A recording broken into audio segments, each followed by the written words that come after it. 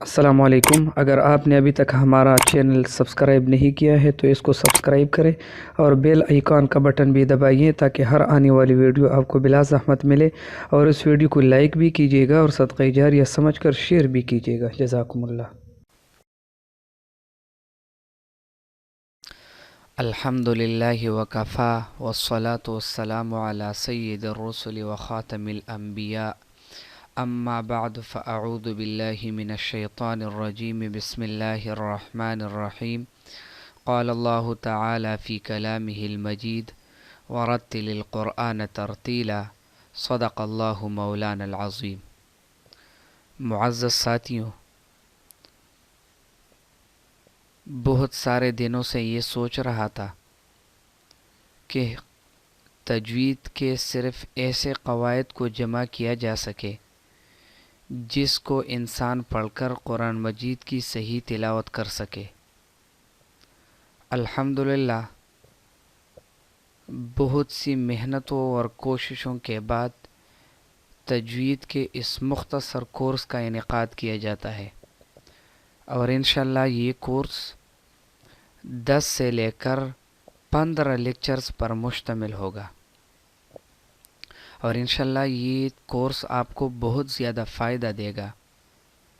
اس کا اندازہ اس سے بھی لگایا جا سکتا ہے کہ آپ پہلا لیکچر پڑھ کے اس کے بعد اپنی تلاوت کی خود ریکارڈنگ کر لے، اور پھر آخری مرتبہ جو لیکچر ہوگا اس کے بعد بھی آپ تلاوت کر کے اس کی ریکارڈنگ کر لے، پھر ان دونوں ریکارڈنگ کا آپس میں موازنہ کر لے۔ انشاءاللہ زمین و آسمان کا فرق آپ خود محسوس کریں گے، اور یہ انشاءاللہ میں خود 100% اعتماد سے کہتا ہوں کہ آپ کو اس کورس سے بہت زیادہ فائدہ ہوگا، لیکن بشرط یہ کہ آپ اس کورس ایک سبق اور ایک لیکچر پڑھنے کے بعد اس ویڈیو کو بار بار دیکھیں اور اس کے مطابق تلاوت کرنے کی کوشش کریں، تو انشاءاللہ 10-15 لیکچر میں آپ کی تلاوت بہت حد تک ہی صحیح ہو جائے گی، اور انشاءاللہ جو موٹی موٹی غلطیاں ہیں جس کو لحن خفیہ اور لحن جلی کہتے ہیں، انشاءاللہ آپ کی تلاوت اس سے محفوظ ہو جائے گی۔ اس کورس میں سب سے زیادہ استفادہ 2 کتابوں سے لیا گیا ہے۔ ایک ہے مولانا شرف علی تھانوی رحمہ اللہ کی کتاب جمال القرآن، اور دوسری کتاب ہے اظہار احمد تھانوی رحمہ اللہ کی کتاب خلاصۃ التجوید۔ ان دونوں کتابوں سے سب سے زیادہ استفادہ لیا گیا ہے۔ کسی بھی علم کو شروع کرنے سے پہلے 3 باتوں کا جاننا انتہائی ضروری ہوتا ہے۔ پہلی بات تعریف، دوسری بات موضوع، تیسری بات غرض و غایت۔ تعریف کا جاننا تو اس لیے ضروری ہوتا ہے کہ ہمیں پتہ چلے کہ کس علم کو ہم سیکھ رہے ہیں، اور موضوع کا جاننا اس لیے ضروری ہوتا ہے تاکہ ہمیں پتہ چلے کہ اس علم میں ہم کس چیز کو زیر بحث لائیں گے، اس چیز میں ہم کس ٹاپک سے بحث کریں گے۔ اور غرض و غایت کا جاننا اس لیے ضروری ہے کہ غرض و غایت کا مطلب ہے اس علم کو ہم کس مقصد کے لیے سیکھ رہے ہیں، اس علم کو ہم اتنا ٹائم دے رہے ہیں تو کیوں دے رہے ہیں، کس مقصد کے لیے ہم دے رہے ہیں۔ تو علم تجوید بھی ایک علم ہے، اس لیے علم تجوید میں بھی ان تینوں باتوں کا لحاظ کریں گے۔ لہٰذا پہلی بات علم تجوید کی تعریف، تو علم تجوید کی تعریف یہ ہے کہ تمام عربی حرفوں کو ان کے مخارج اور صفات لازمہ و عارضہ کے ساتھ ادا کرنا، یہ علم تجوید کی تعریف ہو گئی۔ تو گوئے کہ علم تجوید میں موٹی 2 باتیں ہیں، ایک ہے مخارج اور دوسری بات ہے صفات۔ تو سارے علم تجوید کا خلاصہ ان 2 باتوں میں ہے، حروف تہجی کے مخارج اور ان حروف تہجی کے صفات لازمہ و عارضہ۔ ان دونوں باتوں کو ہم یاد کریں گے، یہی علم تجوید کا خلاصہ ہے۔ علم تجوید کا موضوع کیا ہے؟ علم تجوید کا موضوع ہے حروف ہجا، جس کو حروف تہجی بھی کہتے ہیں، انگلش میں ان کو الفابیٹکس کہتے ہیں، اور عربی کے حروف تہجی اور حروف ہجا 29 ہیں۔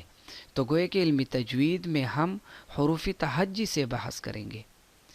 تیسری بات ہے علم تجوید کے غرض و غایت، تو علم تجوید کے غرض و غایت ہے حروف کی صحیح ادائیگی کا طریقہ، یعنی ہم علم تجوید اس لیے سیکھ رہے ہیں کہ اس علم تجوید کی روح سے ہم قرآن مجید کے حروف کی صحیح ادائیگی کر سکیں، یہی علم تجوید کی غرض ہے۔ پھر علم تجوید ضروری کیوں ہے، اس کو ہم اتنا ٹائم کیوں دے رہے ہیں؟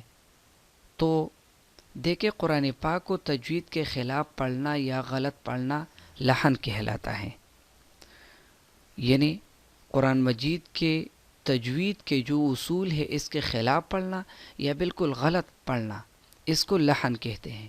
پھر اس لحن کی دو قسمیں ہیں، ایک ہے لحن جلی اور دوسری قسم ہے لحن خفی۔ ان دونوں میں سے پہلے لحن جلی ہے، لہٰذا ان دونوں کی پہلے ہم تعریف کریں گے۔ لحن جلی کہتے ہیں موٹی اور نمایاں غلطی کو، جو بالکل واضح اور بڑی غلطی ہو، جیسے کسی لفظ کو بڑھانا، کسی لفظ کو گھٹانا۔ انشاءاللہ ابھی اس کو ہم تفصیل سے پڑھیں گے۔ لحن خفی کس کو کہتے ہیں؟ معمولی غلطی کو لحن خفی کہتے ہیں، معمولی سی غلطی کو، جیسے صفات عارضہ کی غلطی، اس کو لحن خفی کہتے ہیں۔ صفات عارضہ انشاءاللہ ہم تفصیل کے ساتھ آگے پڑھیں گے۔ ابھی ہم لحن جلی کی 4 قسموں کی تفصیل بیان کریں گے۔ پہلی قسم ہے کوئی حرف کم کر دینا، پہلی قسم ہے کوئی حرف کم کر دینا، جیسے لم یولد کی جگہ اگر کوئی پڑھے لم یولد تو یہ غلط ہے، کیونکہ یہاں ہم نے واو گرا دیا ہے، واو کم کر دیا ہے، اس کو پڑھنا چاہیے لم یولد، لہٰذا لم یولد کو لم یولد پڑھنا غلط ہے، یہ لحن جلی ہے۔